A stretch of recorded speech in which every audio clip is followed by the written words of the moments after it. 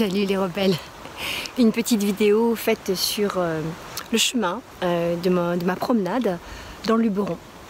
Voilà, je voulais partager avec toi ce que j'ai vécu pendant cette première quinzaine de minutes de marche. Et je suis sortie entre la pluie et la prochaine pluie, c'est-à-dire que j'ai choisi mon bon moment où il y avait du soleil. Et cette route était très très odorante, elle était ruisselante encore et j'ai pu avoir le plaisir de me recentrer, de me reconnecter avec les odeurs qui m'ont ramené des dizaines d'années en arrière, les odeurs des pins qui sont mouillés, et ça m'a ramené quand j'étais en balade avec ma grand-mère en Bretagne à Saint-Briac, et où c'était un temps qui était magnifiquement bon. Magnifiquement bon parce que plein d'amour, plein d'accueil, plein de bienveillance, des moments extraordinaires que j'ai vécu dans cette partie d'enfance. À chaque fois que je revenais vivre en France, je retournais dans cette Bretagne chère à mon cœur. Et il y avait donc pendant nos balades au bord de la plage, il y avait ces odeurs d'épines, de pin qui était là, qui jonchait le sol, et c'était waouh, qu'est-ce que ça sentait bon. Et dans cette balade tout à l'heure, il y avait cette même odeur. Et puis quelques minutes après, il y avait une lumière particulière qui a traversé les arbres, et ça m'a rappelé des atmosphères de l'Asie. Et là, je suis partie en Asie, je suis partie un peu au Vietnam, un peu à Bali, parce qu'en plus, il y avait encore ces odeurs qui me suivaient, plus la lumière, et ça donnait les ambiances des endroits où les hommes taillent le bois. En tout cas, il y a quelques années, c'était comme ça. Il y a une trentaine d'années, c'était comme ça. Et là aussi, j'ai fait un voyage. Et puis, j'ai tourné la tête à droite, et là, il y avait des vignes qui commençaient à changer de couleur, puisque nous sommes le 1er novembre, et les vignes sont jaunes, rouges pour certaines. Et là, ça m'a rappelé le jardin, le grand jardin de mon grand-père, et des grains de raisin que je piquais pendant qu'il faisait la sieste. Et ça aussi, c'était génial. Et c'est vrai que ça m'a ramené à tous ces gens qui sont plus là aussi, à tous ces gens qui sont plus là, qui ont ponctué mon chemin de bienveillance, d'amour, de différents souvenirs, plus ou moins gais. Mais en fait, je fais un tri et je garde le meilleur. Le meilleur, est vraiment avec eux, c'est ce qu'on pouvait trouver de meilleur. Et j'ai envie, dans cette journée du 1er novembre, de leur envoyer une pensée toute particulière, parce qu'ils ont fait mon enfance aussi.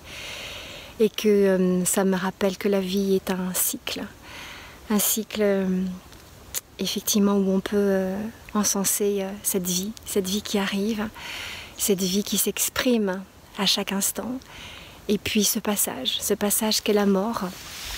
Je change de bras parce que là, je commence à avoir une petite douleur à mon bras. Et dans ce passage donc à la mort, c'est un passage. Moi, en tout cas, c'est ce que je veux croire. C'est un passage sur un autre plan. La vie continue. Juste, elle continue différemment. Et je sais que tous les êtres que j'aime, certainement, ne sont pas loin. Et j'aime pouvoir leur envoyer une belle pensée d'amour et de remerciement pour tout ce qui s'est passé entre nous, à ses ancêtres. Et puis aussi partager avec toi que cette ouverture au sens, à la vue, à l'ouïe. Alors là, j'ai mes oreillettes parce que j'avais l'intention d'écouter un peu de musique, parce que quand je marche, j'aime parfois écouter un peu de jazz ou d'autres inspirations musicales qui me permettent de voyager aussi.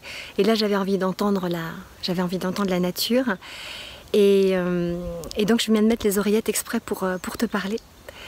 Donc, j'ai écouté aussi les oiseaux, les bruissements dans les feuilles.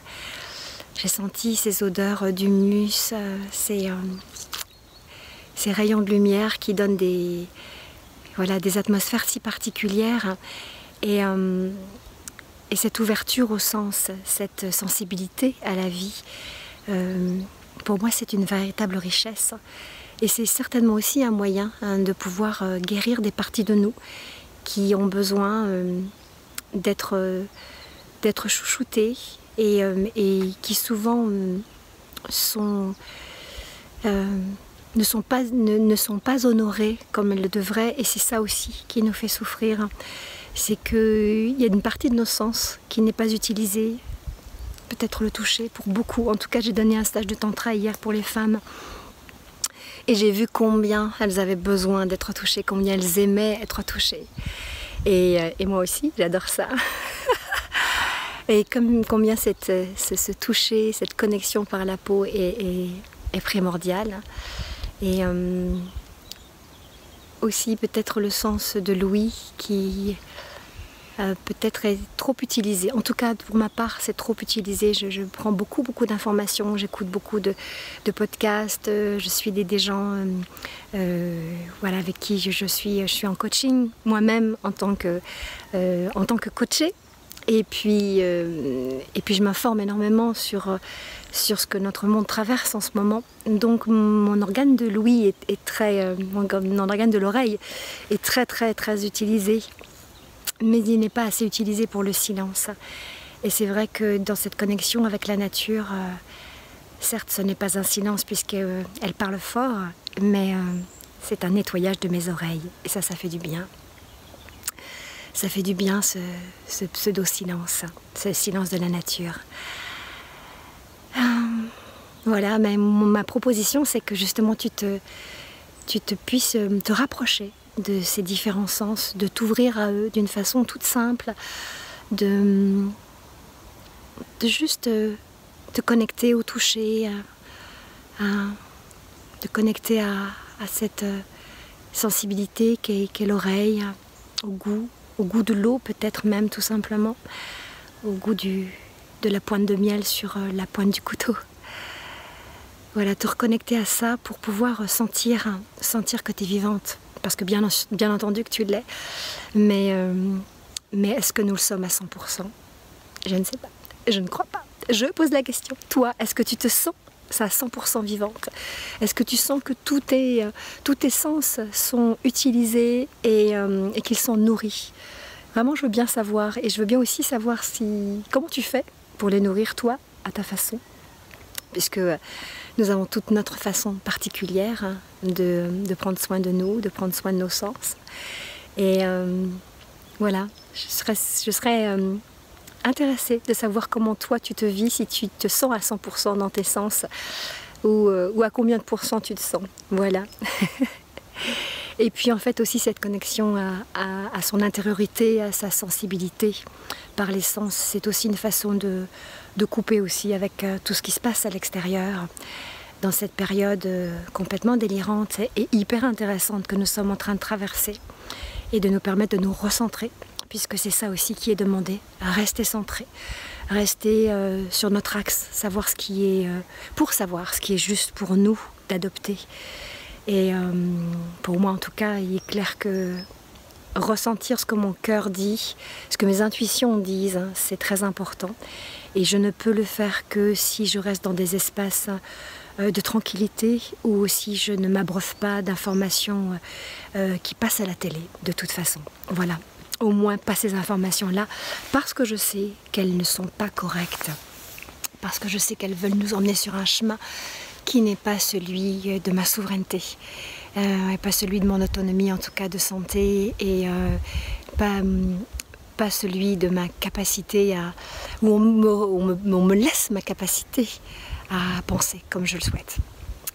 Voilà, donc c'était un petit partage de ce lundi 1er novembre dans un Luberon très calme. Je suis très surprise de ne pas entendre nos amis les chasseurs, mais je vais continuer ma balade parce que parfois il y a les sangliers qui passent, et puis je préfère une rencontre plus tranquille. Et donc je vais te laisser là, et je te souhaite une magnifique fin de journée, de prendre grand soin de toi, de prendre soin de tes sens, et de partager avec moi comment toi tu fais et comment tu te sens, si tu es à 100% aussi. Je t'embrasse, bye bye les joyeux rebelles.